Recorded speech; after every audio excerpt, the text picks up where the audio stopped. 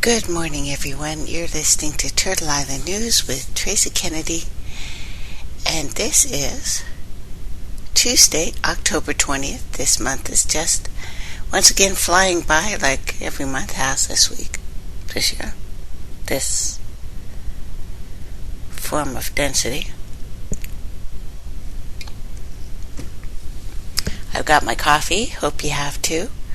We have a lot to speak of because there have been certain things on people's mind this weekend and repeated over and over and over again, and then every news outlet repeats it over and over and over again.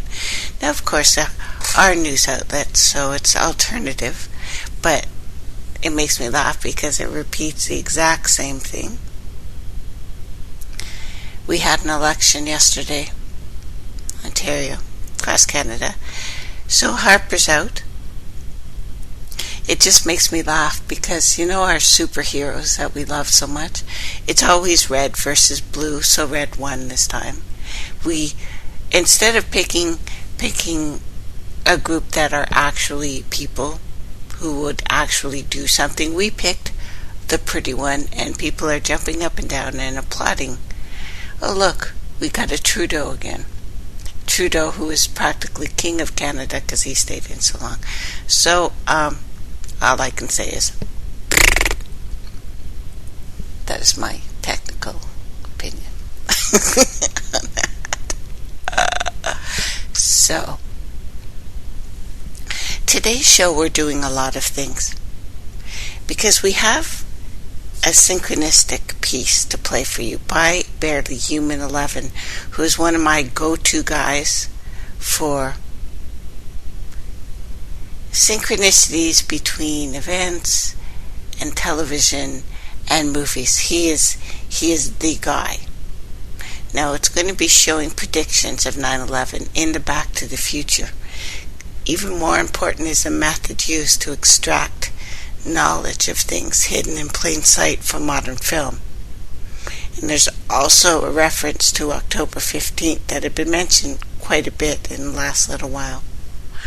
Why is this important, you might ask?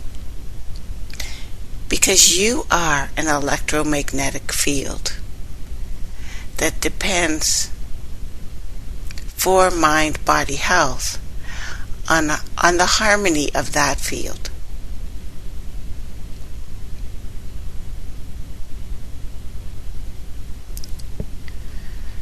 Living within the sea of distorting, disrupting electromagnetic technology fields, millions of times greater than it was even 10 years ago. And we think, what could possibly go wrong? What could go wrong is everything that is going wrong. The World Health Organization, WHO, which is interesting, has now recognized electromagnetic and chemical hypersensitivities as real, because before that we were just imagining it. Wi-Fi madness, earth changes, structures in space, CERN, parallax, meta-beings, disclosure, all of these things pointing to now. And it's why it's so important that we remember what we are. Because our streets are about to be blanketed with Wi-Fi and connecting with smart pavement. This is EMF. This is EMF pollution and police state and surveillance and society and technocracy. All the worst things coming to us. So, scientists are preparing for megaquakes, the ones that Cash has been mentioning. And I have quite a few things about him and what's going on, but we need to start today because it's been on your mind about CERN, who has just collapsed. And there's no other way to say it. They said, now these are their words, that they have made contact with a parallel universe. Already happened. Now scientists conducting this mind-bending experiment, which is insane because who put these idiots in charge, have connected with a parallel universe outside of our own. They'd already said they were going to do that. Now, staggeringly complex, this atom smasher. Atom. Whether you put it with a C or D, we know what an atom is, do we not? We know this. There are many stories. We've talked about them. We'll tell you more. But atom is atom, and they're smashing them. Now, Geneva, Switzerland, fired up to its highest levels ever in a bid to detect, create black holes.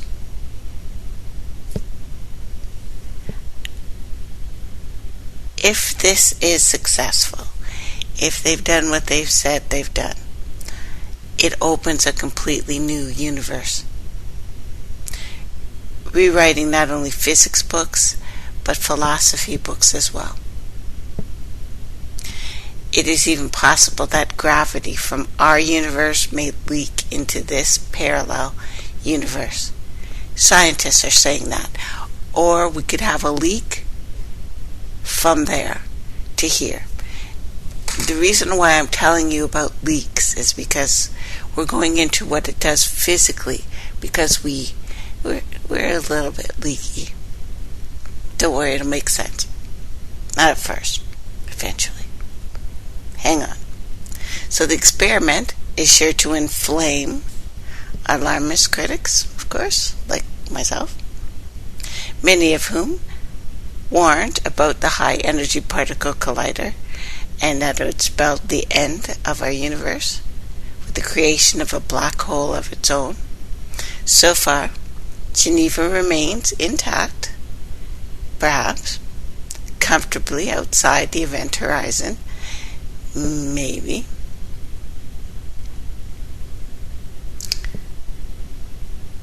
The LHC has been spectacularly successful from what they say they can do, but I just sit there and go, really? It looks like you're watching Pong on their screen. Like, where's the color? Where's the technicolor? Why am I not seeing vivid lights and flashes? And why am I only seeing demons? Now, the first scientists proved the existence of this Higgs boson particle, the God particle, which I had said, have you tried an orgasm? Because that's what you want to do. Anyway, key building block of the universe, apparently. It is seemingly well on the way to nailing dark matter, a previously undetectable theoretical possibility that is now thought to make up the majority of the matter in the universe, and we think we should, oh look, let's poke it with a stick. This experiment, though, mere fairy tale, one of the 3 strong teams of physicists beyond the experiment. And I have quite a few things up on the page for you from the last couple of days. And again, go to my page, turtleislandnews.info, and on the left-hand side, you can look for the list of articles and pick what you want. Hopefully it's a little bit more easy to navigate. Normally, when people think of the multiverse, we think of the many worlds, interpretation of quantum mechanics, and every possibility is actually actualized in one of them. This, up until now, cannot be tested. It is philosophy, not science, they say. But this is not what they mean by parallel universes. What they mean is real universes in extra dimensions. As gravity can flow out of our universe into extra dimensions, such a model can be detected.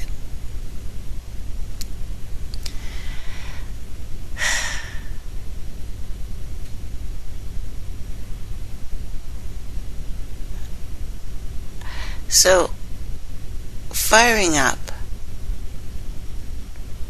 at 1 trillion electron volts. So far, it's searched for little mini holes, energy levels 5.3 TeV, but we've seen it jump to 13. Yes, we have. Now, the model persists that at least predicts that black holes will form at energy levels of 9.5. We've seen it. But this will happen in 6 dimensions at 11.9 TeV?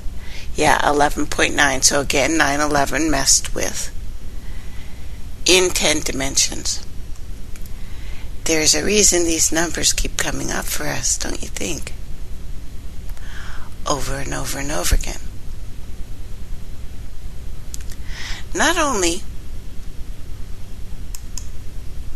well, it looks like they have to me, and they've opened portals a couple times. We will go into this for the nerdier of my family today, if we have time. Because there's another shock, that this collider could actually pull asteroids towards Earth. Which is odd, because we've been hearing about an asteroid, a great big one, coming towards Earth. Because it generates another magnetic field, like we do in our bodies. And this could pull an iron-laden space rock off course towards Earth, with catastrophic consequences, according to the newest crackpot theory online. Crackpot, unless you've ever used a frickin' magnet, or know that our eyes pull in energies. This is not theory. This is not conjecture. It actually happens.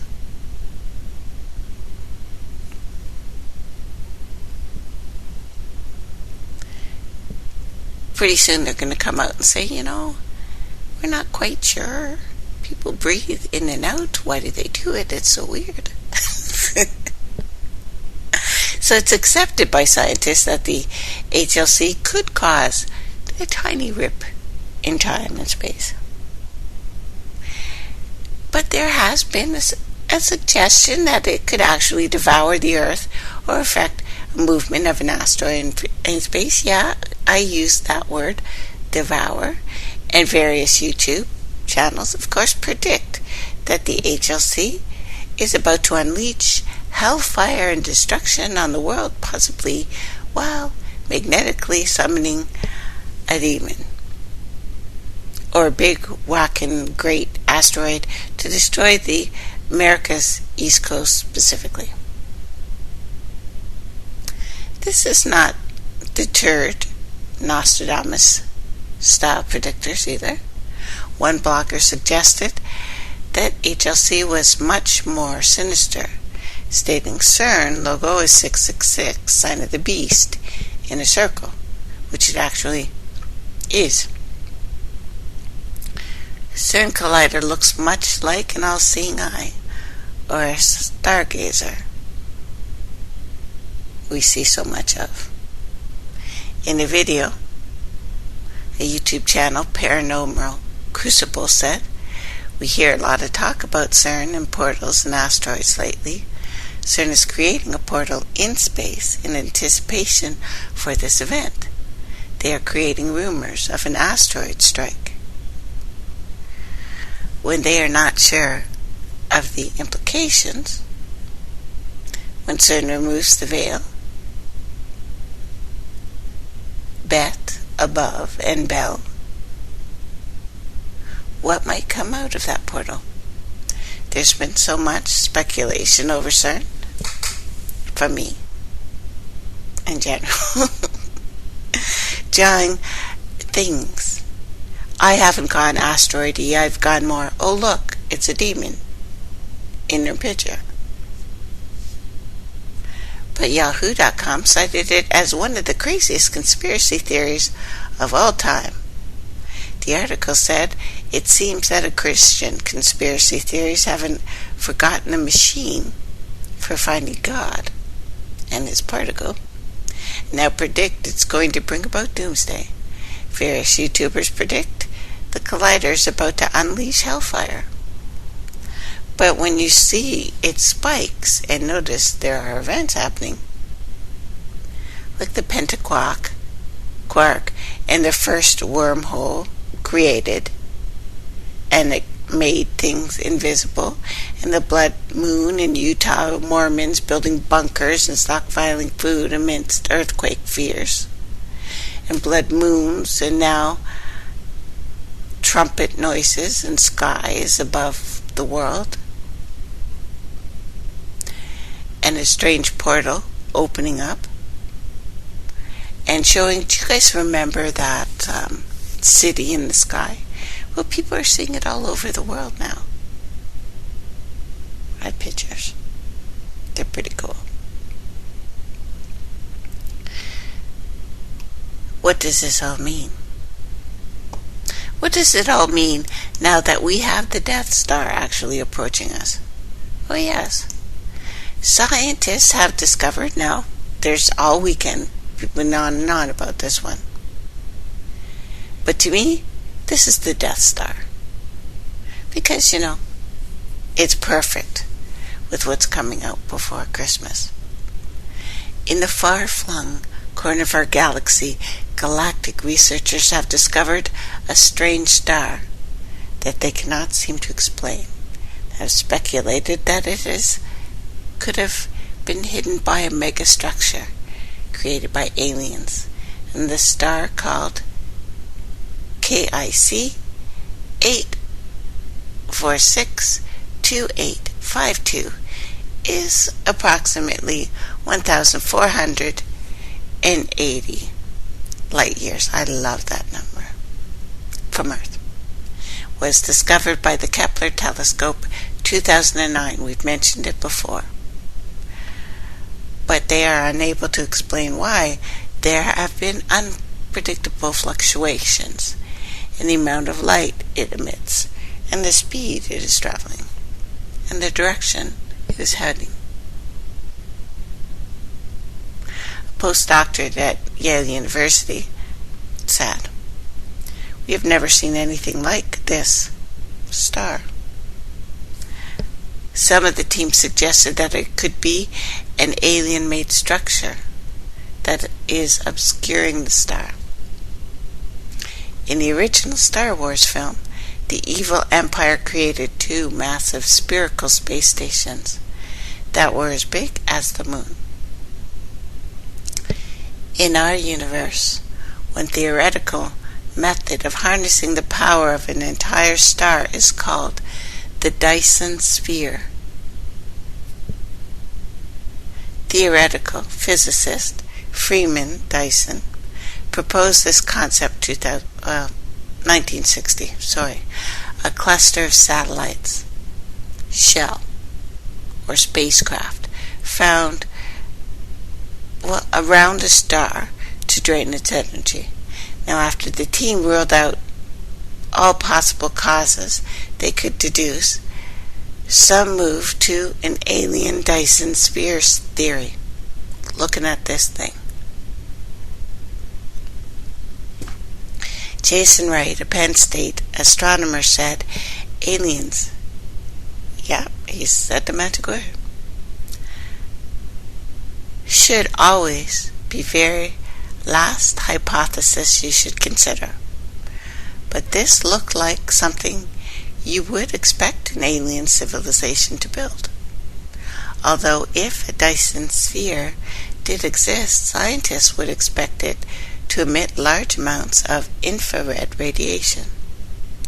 We have been able to detect at Earth, and thus have not been the case with this entity.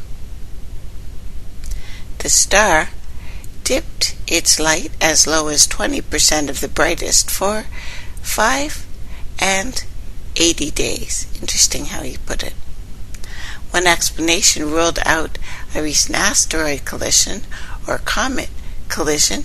It's like they turned it off. And one of the major scientists said, yeah, it's really weird. And that's a scientific opinion.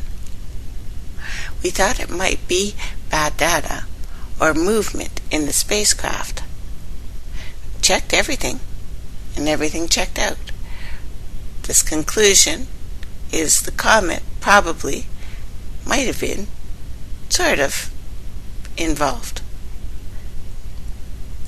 By considering the observational constraints on a dust clump orbiting a normal main sequence star, we conclude that the scenario most consistent with the data is the passage of a family of exocomet fragments, of which are associated with a signal or single previous breakup event.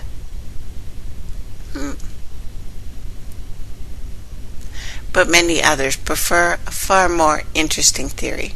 Plans to work for the SETI, basically, Institute, and they are going to investigate further because this thing not only blinked at us several times, over and over, is sending a signal. Too weird?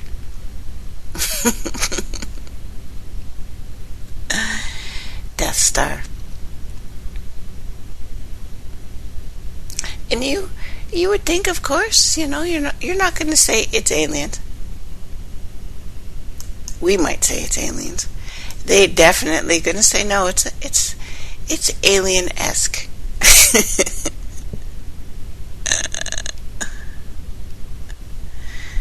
So, these events, let's look at them.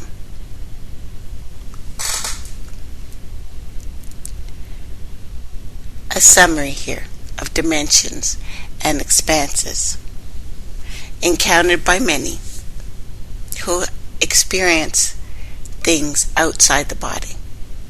The majority of times when we hear about out-of-body experience, it's because people are thrown out of the body. It happens by accident. They do something or they're close to death and suddenly they're flying above their body. They have not prepared for these events. And because of that, it changes them, usually pretty drastically, or it freaks them out and they end up rocking back and forth.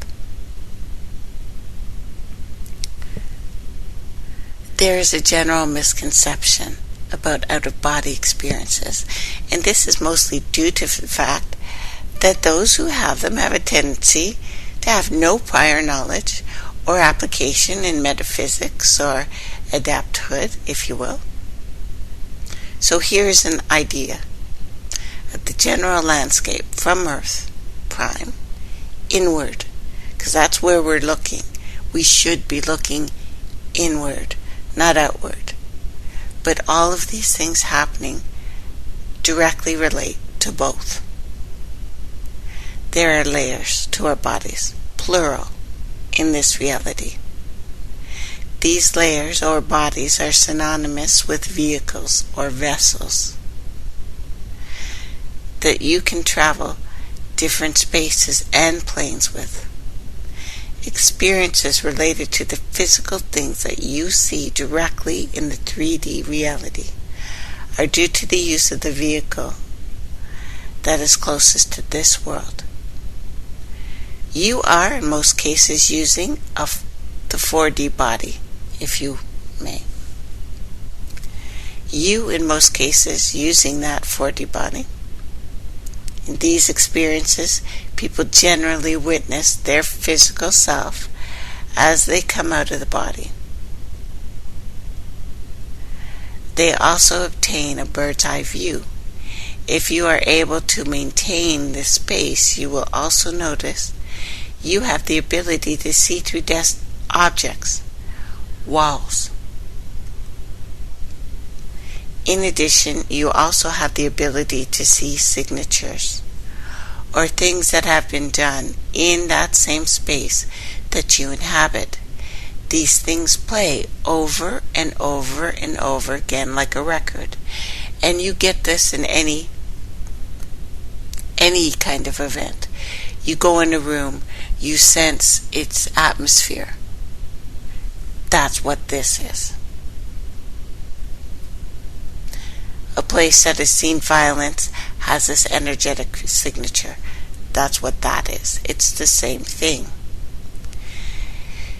This is also how an adept, or one who can control these and their experiences in this space, discovers things that have been done in secret or without the knowledge of others, save those who participated.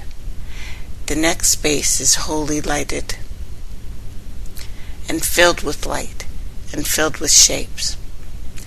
You generally can no longer see any dense matter. This becomes a parallel universe. This is what CERN is trying to do in the most dumbass way ever. Because you can do it. Sitting here, listening to me.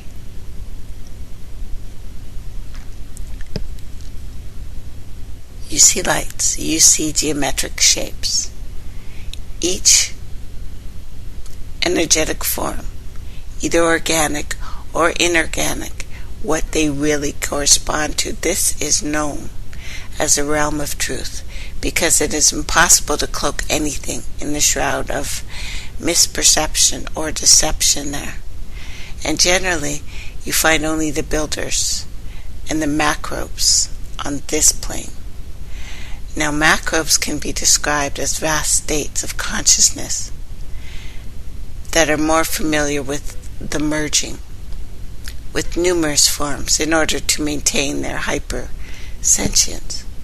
This is akin to an oversoul, if you will, which behaves like a central processor governing the sub-units of similar resonance.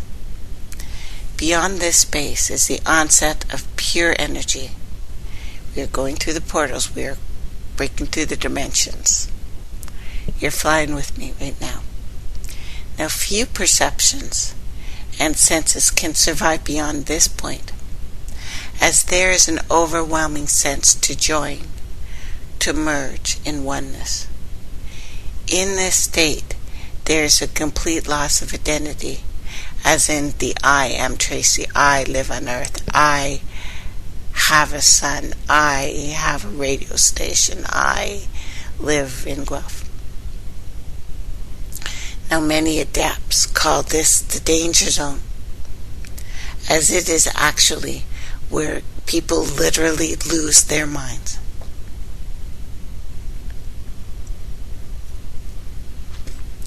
A great quote for this space is, "You lose yourself, but you find it all." Through the energetic field, if you can withstand that force, you catch glimpses of what appears to be portals, configured in rather strange geometry, like complex time holes, like perhaps a structure far out in space that we are suddenly seeing. It is a very clear energy coming through portals. And it's very clear to me that that's what's going on here, right now. And they're beginning their initial phase of being shaped, formed, fashioned, in what we call the prima materia. Prior to this, there is just pure energy. Outside that which only knowledge is written about, not the actual physical being anymore. That has been there. It's the subjective plane. This is the substance that fills everything, that they are calling blackness because they're afraid of it. It fills everything and does not operate in the realm of thought and compassion It is different. It is unhidden. It is unhindered. It is the unbegotten. It has no mother, father. It is unborn. It is always. It is forever. This means it has not been born. It is not subject to the Time Lord, the time space. It is timeless, limitless. There. We have all been in that space, but we would not know it in the sense of how we come to know things on these planets. A last pointer is to think, well, most think that they are actually going out of the body. What's really happening is you are going within. The world is a paradox. That way, because it is dual and thus mirrored. This is the parallel universe that contains many diametric oppositions. Our mission, if we choose to accept it, is to find the balance within these dimensions. It's why you can't build a thing to find the thing. So don't be fooled by cheap imitations. We must stay in the know in this blanket, because they will do absolutely everything to us. Absolutely everything to try to make this far more complicated than it needs to be.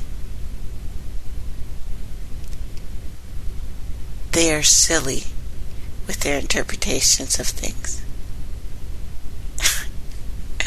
They are trying to do something that we could do naturally, that we need to do naturally. It's really important that we start working together. Very, very important. With our 40 tons of dead fish washing up in the Gulf of Mexico, with mama dust clouds all over the world, wild dust storms, rockets, cities of Phoenix. There has not been a major earthquake reported this month. A staggering 22 days since the last 6 or higher. So our earth is holding her energy. And paradise itself has just declared a state of emergency to deal with a whole homeless problem. With an estimated 7,620 homeless people in a population of 1.36 million. Hawaii has the worst homeless problem per capita in the U.S. NASA discovering a global ocean inside the moons of Saturn.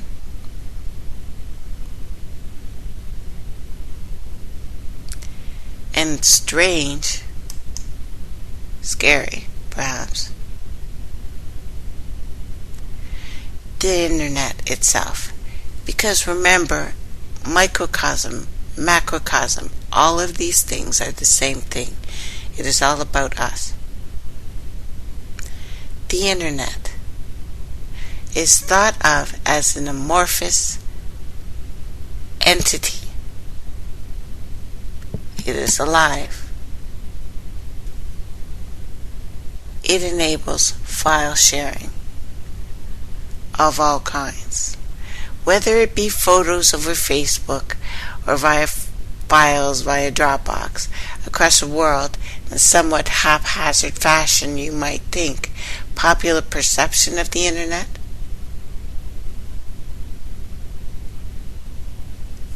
puts forth a view that is much older.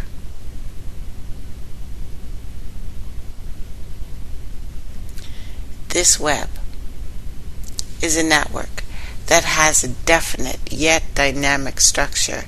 It is a brain. It is the global mind that has been foretold to us in movies, of course, and I've talked to you about this.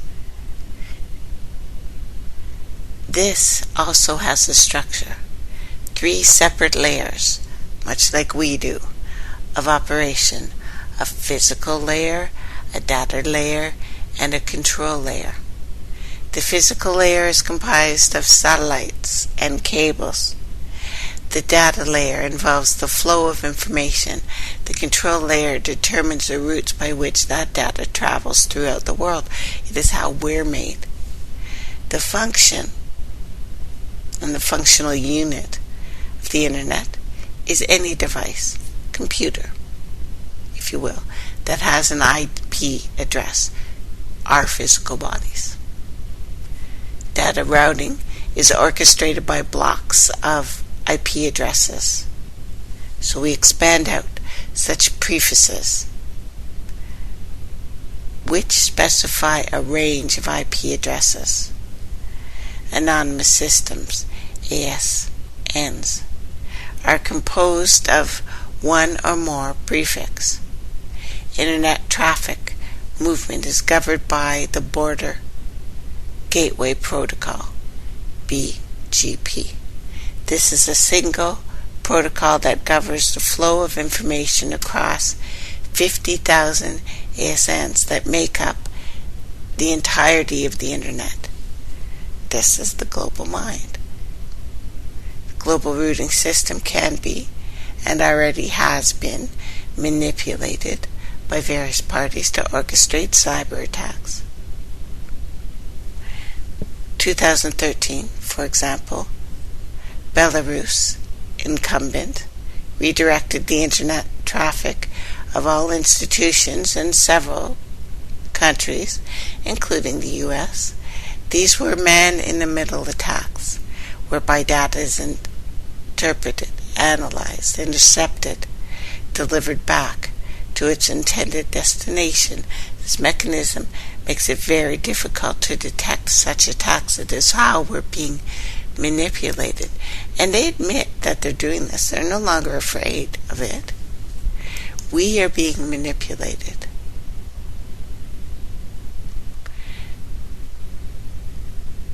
In so many ways. You know, I've talked about the manipulation of the Bible. The first draft of the King James Bible was found in an neglected notebook, no more than 400 years old, which means this is no longer older than 400 years. What was there before? The pieces we're finding? Yes, we're finding some pieces. But we are being set up, used. And the Associated Press has just come out and shown the disaster in Saudi Arabia has killed 2,121. That's Canadian press file. That's September 24th. File folder. That Muslim pilgrims walks through site where dead bodies are governed in Minya, Saudi Arabia. During the Hajj, the crash and the stampede kills that many, and people have gone out and being attacked. This is a land where we have Wi-Fi enabled Barbie dolls and smart teddies. In the smart surveillance state, we have mind control and surveillance Barbie.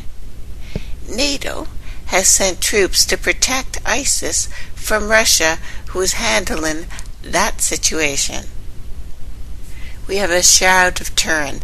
DNA indicates not one origin, people, global origins.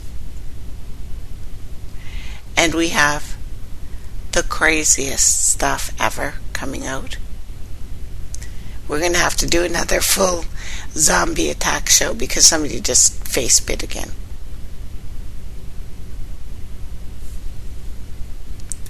Truth is stranger than fiction for us. We have black rights and hidden planets and dog gods and arcs and barks or boats of different species which they were in when they were arriving, I guess, to Earth Prime to become the prima materia. So many people love their dogs. Why? What is the relationship between dogs and jackals and wolves and humans? We need to uncover this. In Anishinaabe, the word for wolf is the same as the word for brother. Pronounced properly, it sounds like manjin. Pronounced the way I saw it was like ma engine. High five.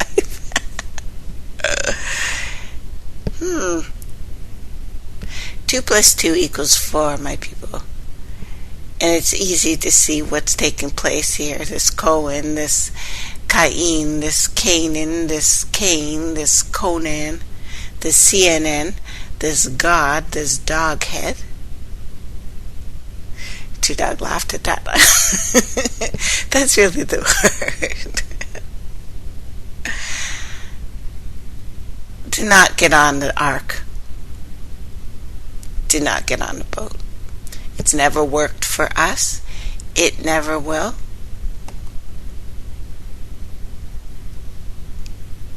I saw this picture of the white prince from England, what's his name, being carried. I'm like, this is this is an ark. Not the real ark, which is our mother. Yeah, you see the boat, you see the ark, you see one of these god dogs. Run. But to me, it just shows what the Canaan and the Ka and the Ba really is. It is the Argo. It is the ark. It is the ship. That is the mythical boat of the Egyptian priests. It is the stone that fell from the sky, noted in the Gilgamesh epic. It is the black stone of the mother that I've been telling you about her stories, and we'll go on about that. It is the stone that he could not lift and attracted him like a woman. I'm asking these questions that we already know the answer to. Because how many arcs were there really? Because I have pictures of the Japanese legend of the Utsuro Bun. Arcs and ships always go together. Do they not? In these stories with these people who don't care about us. They never have. They've had no thought other than the full control of our brain. And they've done that effortlessly.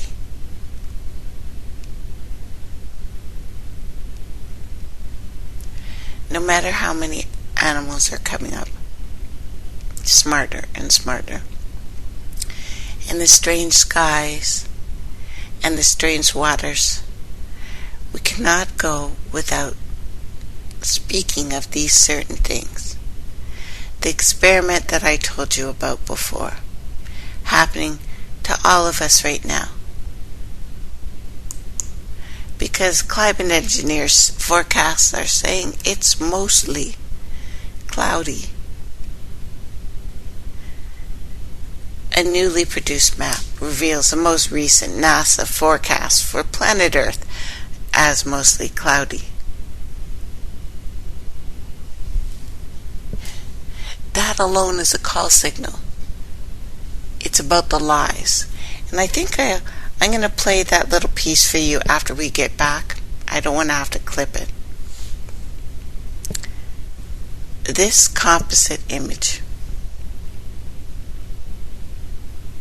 a verse cloud pattern, shows NASA's Aqua satellite observations from July 2002 to April 2015. I got this from Dane Wigington, And it's on the page, of course. Under mostly cloudy. But again, go to the left-hand side, you can find it. I think it's from the 18th. Colors range from dark blue, which means no clouds, to white, which means frequent clouds. Next images are a combination of satellite and radar maps. Combination of a format map. The more heavily aerosolized clouds shows up as a bright white. Do not go into the light, my brothers and sisters. Again, this is a trigger to remind you of something.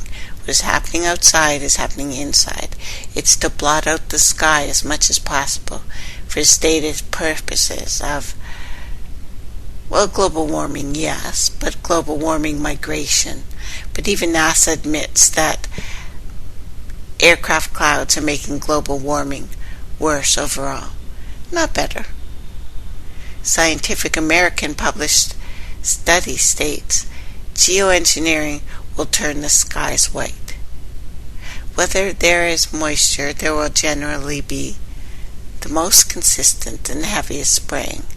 This is the effect of diminishing overall precipitation that otherwise would have occurred and scattering aerosol cloud over vast areas through deluges. It's also to increase where too much moisture accumulates. The bright white aerosolized clouds broadcast out over areas of precipitation maps indicate where this is taking the heaviest hit. A massive, heavily sprayed zonal flow of moisture is very visible. Now you can see this, but we have to go to the prism spectrum, because using prism spectrum effect, plus the fact that symptoms of lithium intake are strongly evident worldwide, especially North America last couple of days. Chem spray of lithium looks like that mushy cloud look, like someone smeared with the back of their hand.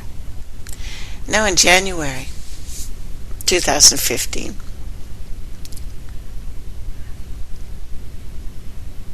I've been reporting a massive chemical spraying of this planet. Not just the chemtrails, the aluminum stuff, and I don't think that's what they're spraying, to be honest, because you don't need to spray that. It's being leaked every time they dump. A couple times a year they have to dump everything that's inside. Well, not everything, but they do a release from nuclear sites. This goes in the sky. They're lined with aluminum. That's the aluminum in the sky. It's not good. It's BS, and brought to you by number 33, but it's crap. That's where it comes from. Now, if you have looked at the increasing insane events, like, I don't know, a man in a plane face biting. He's one of those face biting zombies who actually died after. Yeah, we have to do a whole one. But lithium intake. How could so many people be suddenly dosed up with lithium if that was an accident? Now, a town on the central coast of Oregon, and called it.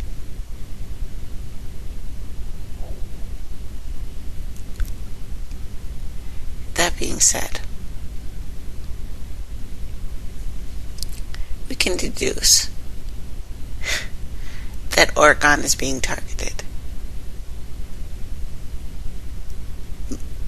Thousands, millions of people have been warned about the ongoing spraying to manufacture air stagnation in many places, especially in the Oregon coast, south of Florence. artificially induced period of air stagnation is part of a larger experiment testing the efficiency of psychoactive chemical dispersion from high altitudes. This has been happening all over the world. We've told you about this. Keep the air stagnant and the drugs fall down.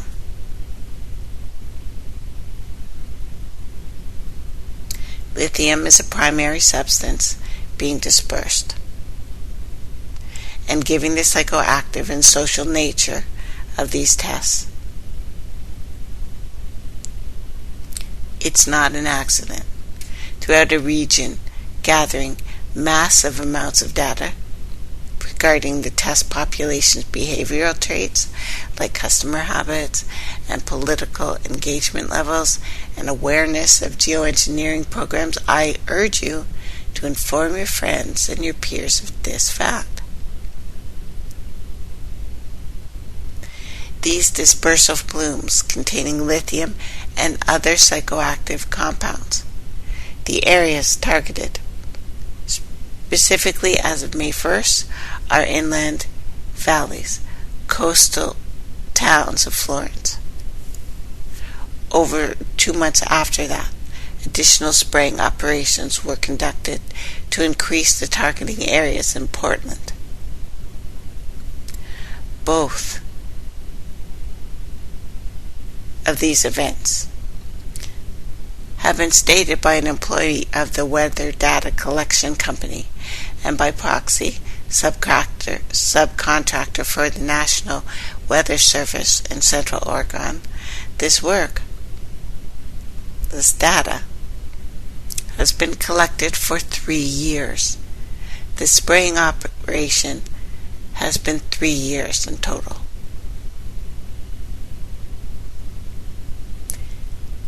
You must recognize the inherent evil of using human beings as natural environment as a laboratory.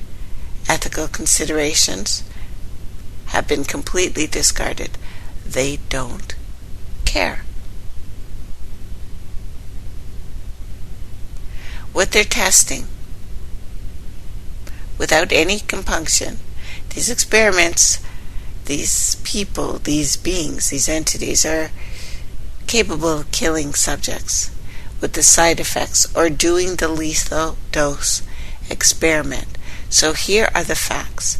For 3 years up to July 2015, small towns on the south coast of Oregon, Reedsport, Bandon, Brookings, as well as Klamath Basin and Rogue Valley small towns have been used to test lithium, psychoactive compounds, in a regular schedule and have been used for such for the last 3 years. Soil samples are taken, social interviews are carried out. One can assume medical records are being computerized and monitored. We will continue for this because they're also testing dogs. Welcome back, everyone. You're listening to Turtle Island News with Tracey Kennedy. Live on, of course, Revolution Radio, Studio A.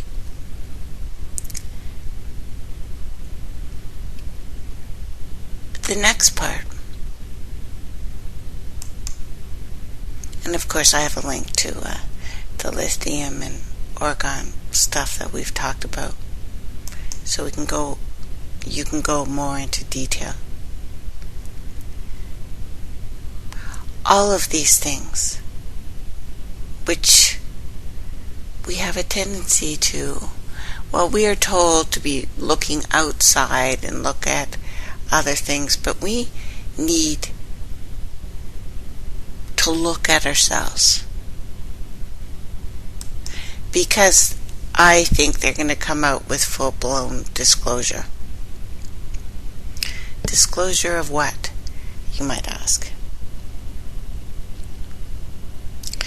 Did you know that there are billions of years of biological information encoded within your cells?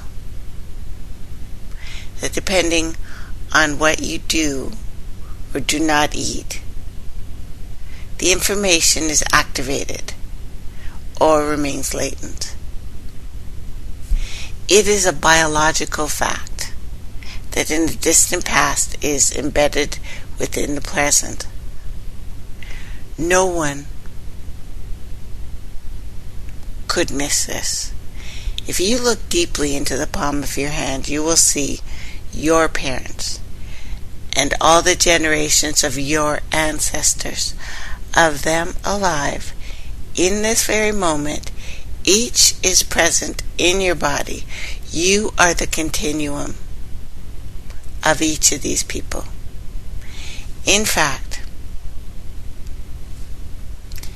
each cell in your body, along with all the cells in all the living creatures on the planet today, derive from the last universal common ancestor,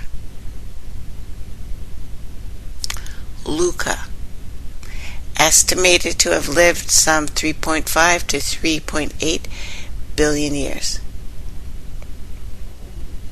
ago in the primordial ocean, or it is water itself.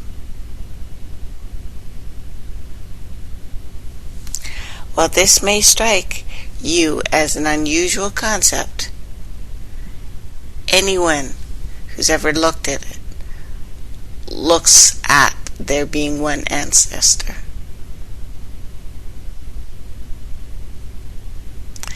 Even Darwin, in his Origin of Species, wrote, "Therefore I should infer from analogy that probably all the organic beings that ever lived on this earth have descended from one primordial form in which life first breathed."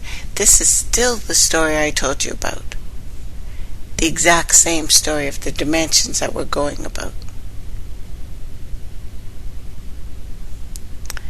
The germline cells within our bodies, sperm, ovum, represent a quasi-immortal, unbroken biological thread, tying us all back, tying us all together through an almost infinite number of cell replications to Luca.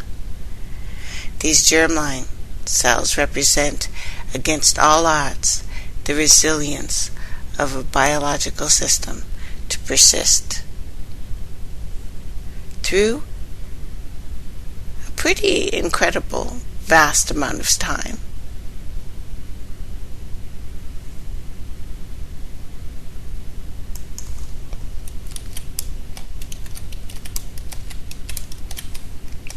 Okay. Sorry, guys. They are deadless. Deadless. We have a immortal line in our bodies. We carry this whether we like it or not. We are the thing that we are looking for.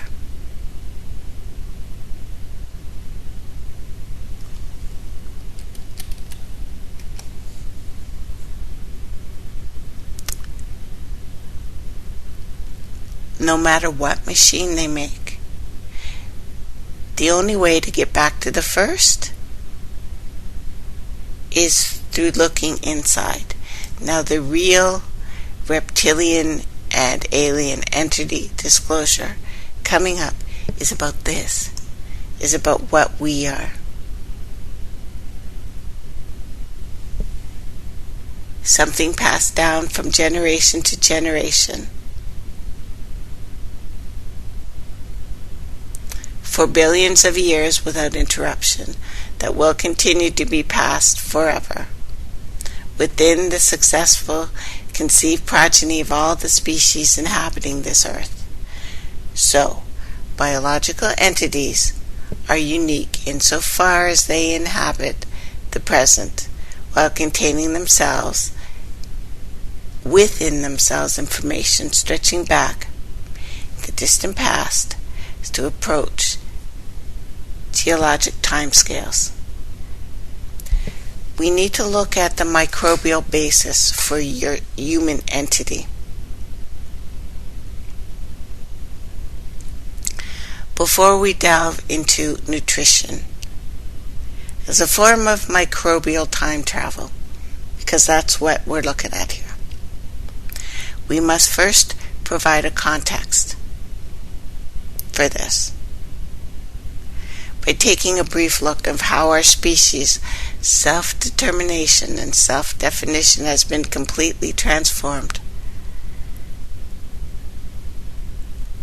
by the discovery we are as much germs as we are humans. We now know for a fact that we are more microbial than human. At least 10 times more microbes, bacterial, viral, fungal cells than actual human cells.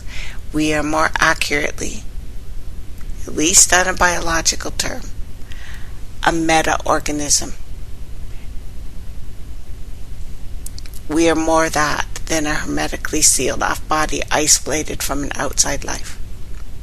Perhaps even more profound is the fact that total genetic information in our bodies is about 99% microbial in origin, with many of these microbes performing life-sustaining functions for digestion and immunity and even cognition. Even when exposure, or even when we explore only the private genetic contribution of our cells, we may find that the human genome is about 10% viral, actually retroviral in origin, and that our mitochondria are actually alien in origin. Yes, alien, all of it, from around 1.5 billion years ago, along with an ancient bacteria that entered the symbiotic relationship within our cells to perform both oxygen detoxification and energy producing functions by losing their independence, becoming our mitochondria. And you can learn more about the implications of microbiology and the basis for our not being human, not being from here. We're not. All of our mitochondria are actually alien in origin. All of it.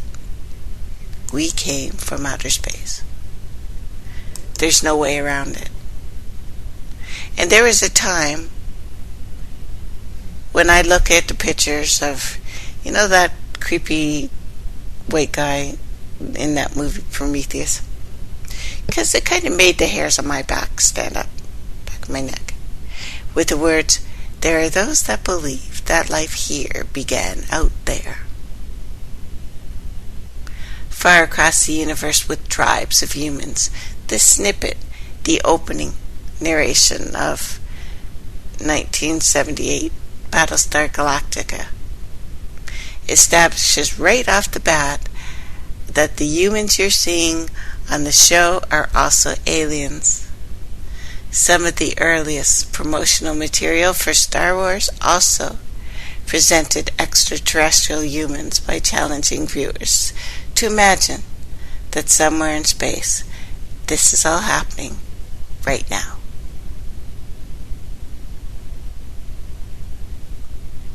And with the Alien prequel, Prometheus, which I enjoyed, and the more that is coming up this year, which I'm trying not to completely nerd out about, we're once again faced with the notion that we are not alone in the universe, that we all came from outer space. Why is this so appealing? How is it feasible? The first science fiction story I ever wrote, on the pages of a little spiral notebook, dealt with a mad scientist going back in time to create human life on Earth by making sure the dinosaurs died and outer space proto-humans landed and started to evolve. The idea of life coming from outer space might not be as old as outer space, but it's kind of close. The current edition of Encyclopedia of Science Fiction roughly defines this phenomenon as panspermia, which, despite how it sounds, is not an unreleased Nirvana album. Instead, the definition of panspermia is the speculative notion that life may spread around the universe via drafting seeds, spores. Provide starting point for evolution on other planets. This concept is ancient. It dates back to around 500 BC, at least, but derived by such scientists as Hermann von Helmholtz. Anyway, now floating spores, or ETs, actually, scientifically, causing our existence on Earth is somewhat different. But it is notable that the idea of non-terrestrial evolution, not just human evolution, crops actually in actual science and myth, as well as science fiction. But for sci-fi writers, the idea of a universal humanoid code is fairly straightforward. It's a wonderful mechanism for explaining the majority of aliens have encountered why they have legs and arms and a head. Seriously, I'm your mom. Mama jokes, probably the oldest ones ever. Now, Star Trek has gone to a well, and this well, several times. You'd have to go to this well. It's deep, it's dark, it's your mama. In Return to Tomorrow, Sargon's ancient species claims to have colonized several planets some 600,000 years ago. Well, at least prior to the episode. Sargon even claims to have inspired Adam and Eve myth on Earth, even if math doesn't really add up. Then, classic Trek gave us the preservers in the Paradise Syndrome, who weren't necessarily responsible for humanoid life, but rescued certain aspects of it. Later on, the Next Generation episode, The Chase, a message from an ancient humanoid species is discovered which reveals nearly all the alien races in Star Trek have a same or similar basic genetic code with this original humanoid. So what the humanoid, Sargon, and the preservers are all the same race. And it's very clear in Star Trek the idea of indigenous evolution is pretty much thrown out the airlock.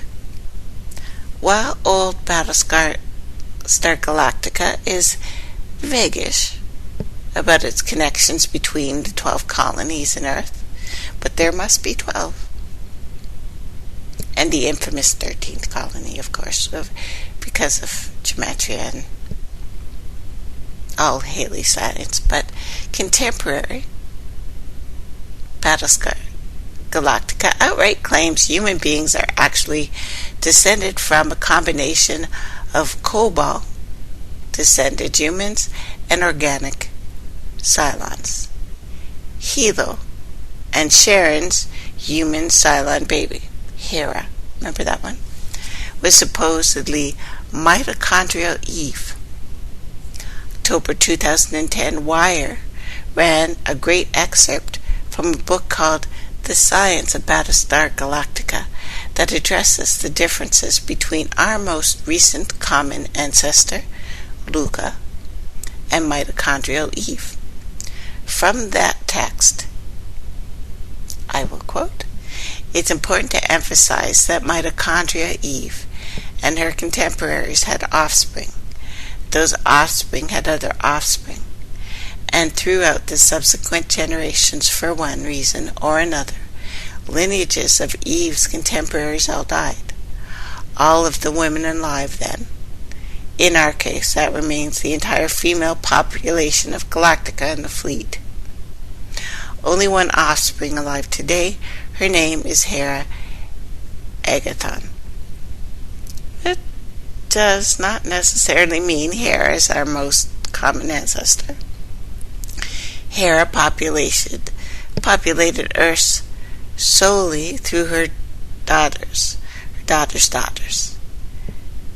Mitochondria is a person who, no doubt descended from Hera, populated the Earth via their daughters and sons, adding males to the mix, which we need because something freaking happened and suddenly people started to die.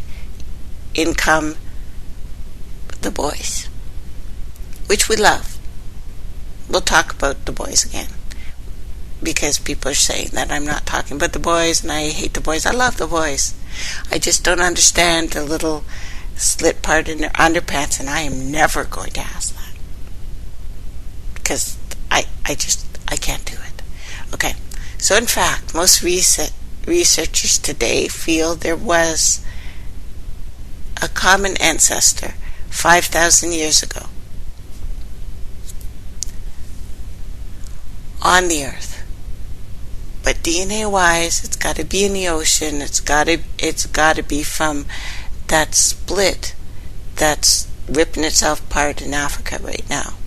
That has the most fertile land on the planet because of a CO2 release. We'll talk about that. So anyway, like Sargon's math on when he and his race of humanoids inspired Adam and Eve myth on Earth, it seems 6 in Baltar's ascension, or at least segment of who and what Hera is in the evolutionary change, is a little wrong, but not quite wrong. President Roland's cancer cells go into remission because of blood transfusions from a Cylon. If the Cylon DNA got incorporated into our humans, why did cancer pop up? Did Rosalind have a form of space cancer? You would think, Tracey, you're being silly. It has nothing to do with what we're doing right now. Au contraire, mes amis. Because now science fiction isn't required to be perfect. That's where fiction half the term. Prometheus did a similar DNA thing. Alien engineers supposedly created all life on Earth. But it had probably to do with Dr. Elizabeth Shaw's smoking gun, proving the engineers and the humans are totally related. The key sequence, the scientist Elizabeth Shaw compares an example of the engineering tissue to the human DNA, and there's 100% match. The thing is, if you compare two human DNA, you would not get 100% match, so we're going to let that go. It sometimes happens with identical twins, but not There are lots of DNA variations because we are microbial. We are a metaform. We are a lot of different things. It can't be done. 100% match, literally never going to happen. And last I looked, we're not 8 foot tall, bald, translucent bodybuilders with anger issues. But that'd be cool if we were a little bit. A little bit. I'm enjoying the whole, that body can stay. We need to get him some hair and stuff, but other than that, that's fine. So, it's possible. We're talking about gene sequences here. That it's hard to buy. That chimps match our DNA roughly 98%, depending on what you're measuring. So 100% match, even genetic landmarks, big stretch with aliens. So Prometheus, Does it make us believe the engineers are real out there in space? All of this here happening now. May there be brothers out there of men who even now fight for survival. Does it even frickin' matter? In again, Dangerous Visions, published story called The Big Space. Bad word, starts with F, ends with uck. And I can't say it. Picture me saying it. Okay. In which the population of Earth is totally aware of its impending demise. As a result, constructs a rocket full of human semen. I didn't write the movie, which they plan to shoot at the galaxy of Andromeda in an attempt to repopulate the species. A battle cry for this insane plot is F-U Andromeda, quite literally. Now, I don't need a scientist to tell me that it's a little bit of absurd to fill a rocket full of semen and how that could actually cause humans to be born in another galaxy. You know, from serialistic standpoint, it's silly, but, you know, it's not all that different from, conceptually, from Prometheus or from Galactica. In a sense, are the engineering saying, F you Earth?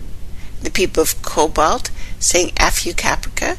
And the Capricorns saying, well, you know, the idea that aliens could be our ancestors instead of gods or supernatural deities opens up avenues of faith for skeptics with science-based worldview. Instead of being made from mud or springing from the head of Zeus, we look up, we see the stars, and say, well, it probably was one of those shiny things up there. Jury's still out, 100%, on the scientific plausibility of this, but our DNA is a little interesting. And there are questions. There are big questions. But regardless of the answers, I find this idea to be a source of comfort. When all is said and done, the big value of this enduring science fiction notion is that aliens made us all lies in the fact that it's comforting, I guess, that this could happen again. It means if humans will pop out of other planets when this one is long gone, I guess it's a nice thought if we are no longer a-holes. But the fact that that's one of the first things we grow in our bodies makes me, well, scared. So, our entire existence, and I have a lot of articles on the page, TerlineNews.info, about our little messed up mitochondrial DNA when it showed up here, who's got it, why we are mutilating our men, because their mitochondrial DNA, foreskin. So, the sexual act of joining is actually an act of immortality. And it probably would be if we wouldn't have screwed up with each other so much. Anyway, our entire existence, any entity, whether it's reptilian, ghost, shadow, or any of the negative force, has always been none other than the beings who departed worlds, spiritually defunct. In many cases, these beings are our ancestors, related by the connection of the universal family tree. So the story goes. The ancients has always known this, confirmed this, that not all ancestors are good, not all spirits have our best interests in mind. One must be trained how to distinguish one from the other, how not to be played by your emotions or theirs, especially fear. Now we have embarked on yet another journey, imperative to completing this universal path. This is the identification of spirits and the knowledge of the spirit realm. And I congratulate all of you who have been riding with me this far. The deep study of spirit world is not for neophytes. One should seriously consider how much progress they have made in other areas that we have introduced before you deem yourself ready to jump into this. Because the negative entity research is deep and dark. As you can see, there are a few areas of expertise that we'll need to gain in order to graduate Earth with honors, because this is our university. And failing to master these paths can be blamed on no one. There are millions of spirits that have neglected higher knowledge to their current detriment.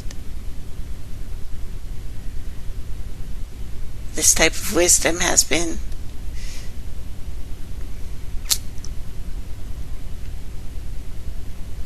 depicted, I guess, in doctrines that have already had these processes laid out. You will need to master such things, but I realize right now many are choosing to go back to their old ways, back to the old doctrines, jump on the couch and say, F it. Herbs can help. You have to know plants and elements that give your body the ability to enter into the desired state. It's requesting for the spirit feat you wish to accomplish. Herbs, like us, not all from here. And you cannot cross the university or the universe astrally on a damn cheeseburger diet. Get your pH together. That allows elusive travel. This allows the things that they are going to throw at us without saying look inside. Lexicon. You must master the deeper knowledge encased in languages. There's a great part on the adept's life spent in study in a book. All those who think it's unnecessary step have been trained improperly. Many holy languages are of alien origin and contain levels of information necessary to plot out the course of Earth's past and present and future. Since you are part of the Earth, it is your job, and it only makes sense for you to know thyself. Your body. The body is its own component. It is not this old without knowing something. It is a powerful fleshy beast, endowed with spirit of its own, making it much more dangerous. It should be clear that the body has desires and cravings that, when not controlled, will place your goals in ruin. You must practice mastery over the body through meditation and exercise or coloring. Coloring in crayons immediately puts you into that state. Yes, it does. Got an article up. And all kinds of energy building arts, of course. Now, these topics branch out much further. However, one gets the general picture. They must have detailed work for the mind and the body and the soul kept in balance, or they have traveled very little distance.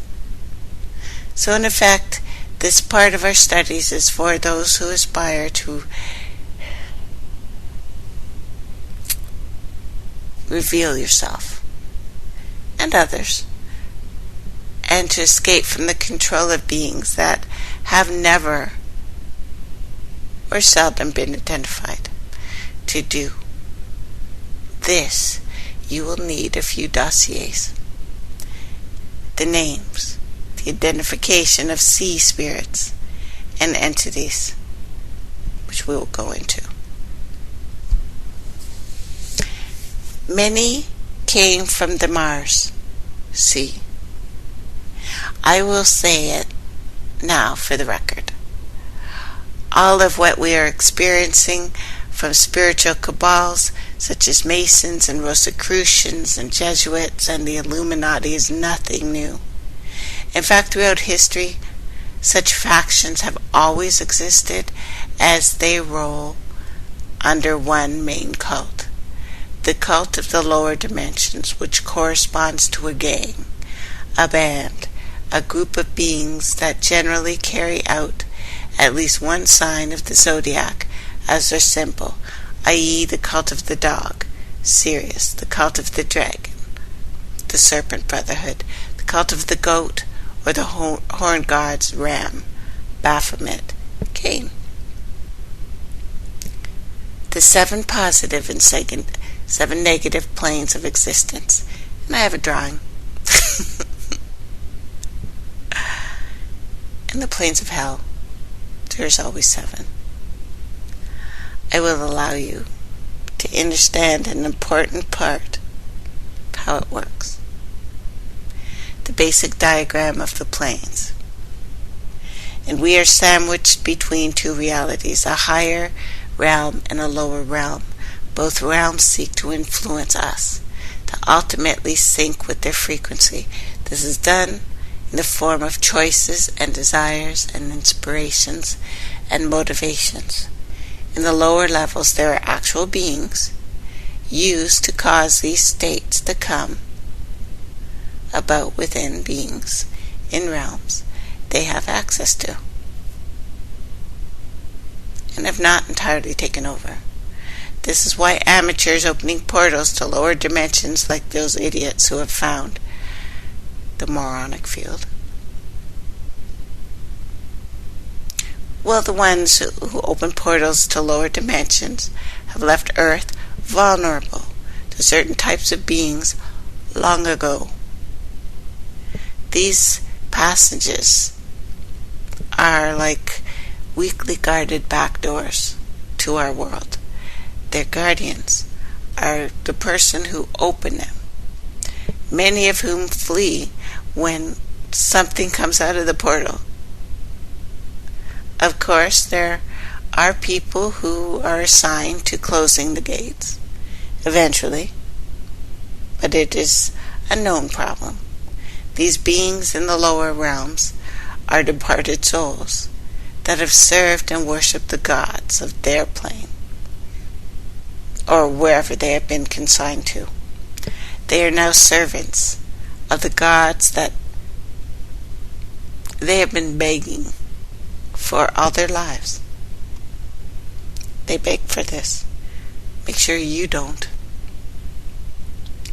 A servant spirit is tasked with the constant command of attempting to convert other souls into the service of an entity they are consigned to. That's why priests and pastors and witches and wizards and masons and many other servants attempt to convince others to join their little faction. It is the only way that they can get some grief from their oppressor or some relief. Still looks like grief to me. You can always recognize when this happens because they introduce the deity by name. Dark cabals have servants that work for their lords. They have fortified any other purpose and forfeited that. As soon as you worship something other than yourself, you are said fucked really bad. So, deal with that. The immediate spiritual world that we are closest to heavily relies on names. Your amen. Names we've uncovered are identification marks of other beings. So every spirit has a name, and in knowing what type of spirit one is dealing with, an adept may remain unhindered, seldom fooled by the entity of various subtle spirits' forces that attempt to make you contact with the sensory system. A very equipped spirit can take on the form of anything, especially when you are in a dream. This then becomes a warning. By example, many of the spirits, the servant spirits, are helplessly dependent on their god, their ghost, their ghoul, and should be treated with caution. This also includes those in physical bodies that are representative of the departed entities.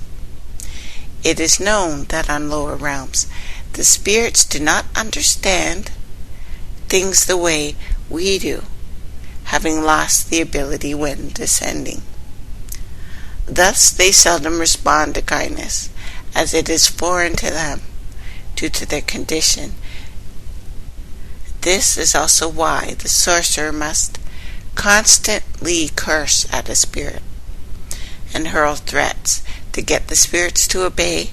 Remember, a slave only speaks the language of slaves until he or she finds the will or the way to learn another language. This has a deeper meaning. When you think of our languages and just about how every word that is supposed to mean good is in fact something really evil, yet many embrace it with no question, even defend it. In my studies of my thoughts and experiences on the spiritual planes, I have all confirmed with corresponding factual data. My goal with this disclosure is to provide you with all the information that you will need to investigate this thoroughly on your own, so you will arrive at your own conclusions. This also will fortify our doctrine of these studies, where we are going next together, because we have to track the Laden Gog, the Hebrew rose. Not today, later. So the etymology of the overload. Still think you know the origins of history? Think again. When we find out something, it may be a discovery for us, but in reality there is nothing new under this sun. The name for this sun has always been Sam or Sham, which on the surface means an alien ship or a craft. Sam, that's why it's Uncle Sam. It's Uncle Sam partly because of our daddy issues, but Sam in etymology means serpent born of the womb, or the matrix, double mountain, dual world. Sa, for a being to get up to the spiritual level of the sun, it is not possible. Well, it is not impossible. It only takes for that being's energy to be increased by the worship of numerous lesser entities. And I did say worship, which is a warship, and you must be not only the captain but the pilot. Captain doesn't usually steer the ship. You must do both. Make your own ark. Now, since we have been and still remain in an age of external sun worship, I have come to the difficult conclusion that the sun is actually the all-seeing eye. It is the sun's rays that penetrate almost all things. Thus it sees and influences all things. But what is the influencing being to do. I encourage you to move beyond positive and negative and search for a reason. It is there you will find useful information indicating the truth. Immediately many will say, "What do you mean I cannot live without the sun?" That statement I find no different than when they say they cannot live without the moon, but still admit the moon holds some type of mystical sway over our consciousness and can at times make us lunatics, because it is Luna. Any dependency is just that, a dependency, a father-type figure, whether foreign or otherwise, giving fodder. Father? It's plants in the garden. Those plants are being nurtured so they can produce energy in exchange for a very misunderstood level of protection. To get the whole thing in motion, first fear must be created. And that it happened a long time ago. Whether you no longer need such influences and protections, that you rise to higher levels, this has been proven as a fact that you can actually go through the sun.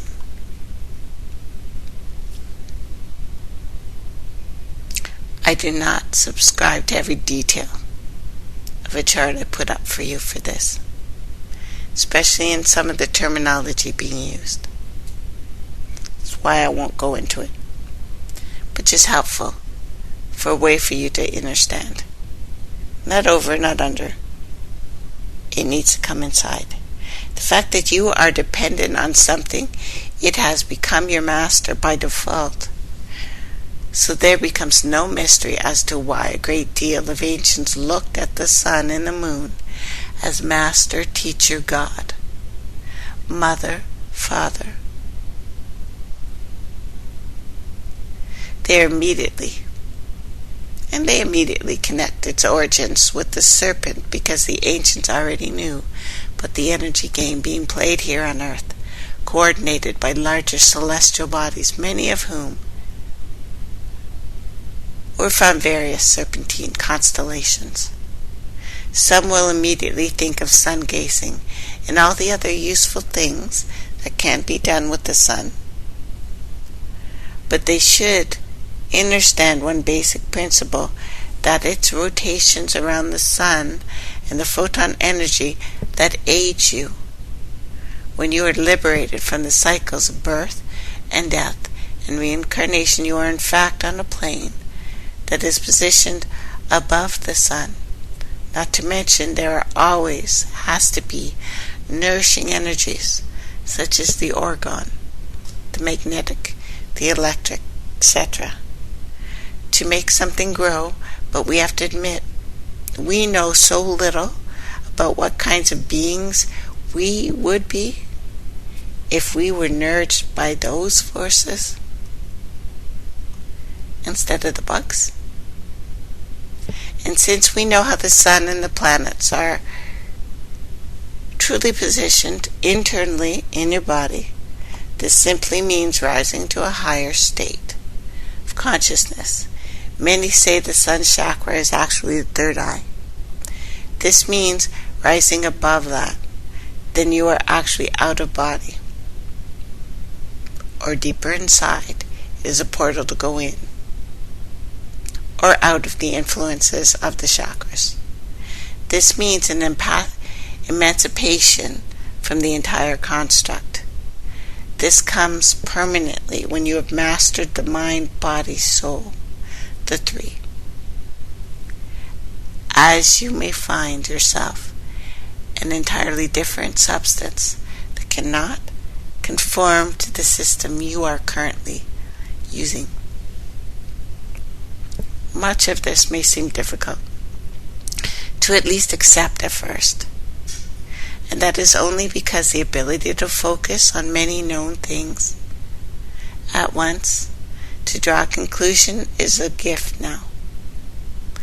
In time you will discover the nature of the universe. You will understand all around the town the spiritual aspect, is likened to climbing a mountain, not sliding down it. You will face the masters of the gates within your own body, not to traverse those gates, but to outwit its guardian. Your body becomes a battlefield. You will be more than equipped for the task, but the actual action must come from you. This is how it's laid out. The sun, in exchange for other things, will in fact protect you from many things. This is no different than what happens when the sun never shines on something that's molded. The mold, the fungus, will eventually take over. And everything will be covered, smothered, infected by it. Understand the lower realms that are only considered lower, because the lesser aspect, assessment of photonic light, or you could just eat honey. That is one of the most energetic things, and also will give you hydrogen peroxide to kill these things, like the sun would do. Because honey itself is a time traveler. I'll get into that later. But the greatest mysteries are too scary to be told. And I watch daily as no fear campaigns move about the new age world. But in fact, the domesticated human has been bred to fear. That is number one control point, period. There are multiple reasons for this ultimate drawback, how it remains. A scarred person, scarred and scared, never ventures out beyond the field of perceptive protection. Now I always bundle the problem and the solution together, so you realize tapping into your inner child at a certain point will allow you to grasp fearlessness. And this is all funny to me. It is truly the child that will teach you how not to fear again. This is because when we came into this world, we were fearless. We had to be burned to know fire and the pain as it was foreign to us, non-existent. Before that point, my people, you must access. This is why all the deeper prophecies that seldom have been seen are even here now. That is what they call the dark night of the soul. Every adept goes through it before they must use that title. Many are claiming to be adepts just because they have read a book about spirituality or heard someone say it. It's very interesting to watch them all relearn these lessons about claiming to be more than what one truly is. Well, accidentally evoking that great responsibility can be, all of a sudden, be hoisted into one's lap for stumbling upon it. And the truth is, spiritually, is much more intricate than the Western world has ever hinted at to its denizens. Little demi-demons, you. In fact, they have done just the opposite than any real surviving culture would do. They have made it like a game and neglected it as truth entirely. That cannot and will not be a benefit to the people, despite what the church says. Keeping people from knowing about the spiritual world actually keeps them trapped on this plane or subject to lower realms as they die, lacking the ability to broach those higher spaces. The dark night of your soul is a process brought through the hidden occultation taking place in all sentient life forms at this moment, although we are sucking at it a little bit, we as a people, well, as a meta-formed thing. In some cases, some secret societies have been known to have exact procedures of how to induce this zero-point encounter. To come about it within the principal, the student, the pupil, when it is deemed they are ready. We have discovered many of those formulas here. However, as all things go, there is a time and there is a place, and everything on this planet will occur between now and 2025. Please join me Thursday. Let me take you deeper.